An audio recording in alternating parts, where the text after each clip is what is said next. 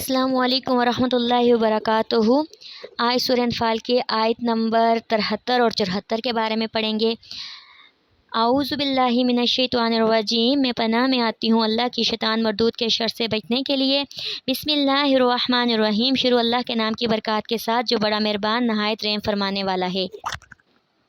इन्नल्लज़ीना, बेशक वो लोग जो आमनु ईमान लाए, व हाजरू और हिजरत की, व जाहदू और जहाद किया, बिअमवालिहिम अपने मालों के साथ, व अंफुसिहिम और अपनी जानों के साथ, फ़ी सबीलिल्लाहि अल्लाह के रास्ते में, वल्लज़ीना वो जिन्होंने आवा ठिकाना दिया, पनाह दी, व नसरू और मदद की, उलाइका यही लोग, बाज़ुहुम उनका बाज़, औलियाउ दोस्त वारिस बाज़ बाज़ का, वल्लज़ीना और वो लोग जो आमनु ईमान लेकर आए, वलम और नहीं युहाजिरू हिजरत की, मालकुम नहीं है तुम्हारा, मिन वला यातिहिम न उनका वारिस, मिन शैइन कुछ भी, हत्ता यहाँ तक के युहाजिरू वो हिजरत करें, व अनिस्तंसरुकुम और यह कि अगर वो मांगे तुमसे फिद दीनी दीन के बारे में, फ़अलैकुमुन नस्रा तो तुम पर लाज़िम है कि तुम उनकी मदद करो, इल्ला अला कौम मगर सवाए उस कौम के ख़िलाफ़, बैनकुम तुम्हारे दरमियान और उनके दरमियान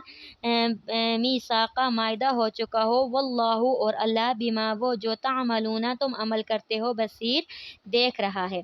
वल्लज़ीना और वो लोग जिन्होंने कफ़र कुफ़र किया, बाज़ुहुम उनका बाज़, औलिया दोस्त वारिस बाज़ बाज़ का, इल्ला मगर तफ़अलूहु मगर तुम ऐसा न करोगे, तकुन हो तो होगा फितना फिल अर्ज़ी ज़मीन में, व फसादुन और इन आयात में हिजरत और नुसरत के बारे में इरशाद फरमाया गया है। यानी अल्लाह ताला ने हिजरत और नुसरत के बारे में चंद बातों का जिक्र कर दिया। यानी वो लोग जो ईमान भी लाए, हिजरत की और जहाद किया, अपनी मालों के साथ अपनी जानों के साथ अल्लाह के रास्ते में उन्होंने डट के मुकाबला किया। यहाँ पर 3 ग्रोहों का जिक्र किया गया। पहला ग्रोह मुहाजिरीन, दूसरा इंसार, तीसरा गैर मुहाजिर मुसलमान। जो पहला ग्रोह था मुहाजिरीन, उनके वो मुसलमान जो अपने घर और रिश्तेदारों को छोड़कर मक्का से हिजरत करके मदीना तशरीफ़ लाए थे। अंसार, मदीना मुनव्वरा के वो मुसलमान जिन्होंने मुहाजिरीन को पनाह दी और उनकी मदद की, उनकी मदद की वजह से उनका लक़ब भी अंसार पड़ गया। जो तीसरा ग्रोह है वो गैर मुहाजिर मुसलमान, यानी जिन्होंने हिजरत ना की हो। वो मुसलमान जो ईमान तो लेकर आए थे मगर अपना घर बार और रिश्तेदारों को छोड़कर वो हिजरत करके मदीना नहीं आए थे। अब मुहाजिरीन और अंसार के बारे में अल्लाह का हुक्म क्या था? यानी दोनों जमातों के बारे में अल्लाह ताला ने फरमा दिया कि ये दोनों आपस में दोस्त भी हैं और एक दूसरे के वली भी होंगे।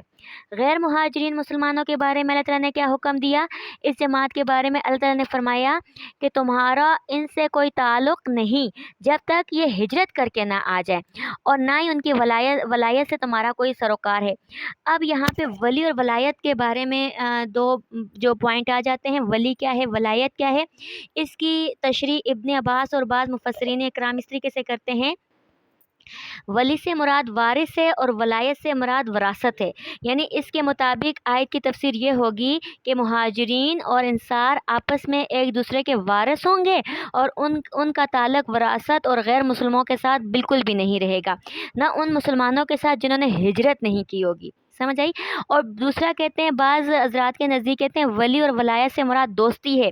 इसका मतलब ये होगा कि मुहाजिरीन और अंसारा आपस में एक दूसरे के दोस्त हैं।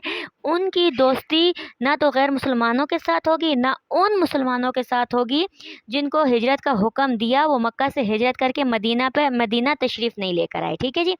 अब पहला हुक्म यानी गैर मुसलमान का मुसलमान का वारिस ना होना दीन के मुख्तलिफ होने की बुनियाद पर है। अब यानी मुसलमान तो अल्लाह पर ईमान लेकर आ गया ना, ये तो साफ समझ आ रही है बात कि मुसलमान का गैर मुसलमान के साथ वारिस ना होने की बुनियाद उनकी दीन पर मबनी है। दूसरा जो हुक्म दिया, गैर मुहाजिर का वारिस ना होना, फ़तह मक्का के बाद ये वाला हुक्म मनसूख हो गया था, क्योंकि जब मक्का फ़तह हो गया था उसके बाद हिजरत की कोई ज़रूरत थी ही नहीं। अब अगर वो हिजरत करें या ना करें उनका ये हुक्म ख़त्म कर दिया गया था।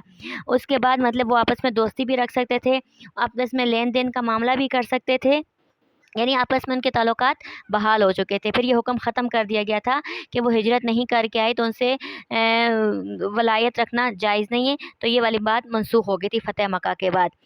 اس سے ریلیٹڈ کوئی بھی کوسچن ہو آپ ہم سے کر سکتے ہیں انشاءاللہ۔ اگر کوئی اور بھی کسی چیز کے بارے میں پوچھنا ہو آپ کامنٹس باکس میں سوال کریں، انشاءاللہ تعالیٰ آپ کے سوال کا جواب ضرور دیا جائے گا۔ دعاؤں میں یاد رکھیے گا۔ وآخر دعوانا والحمد للہ رب العالمین۔ السلام علیکم ورحمۃ اللہ وبرکاتہ۔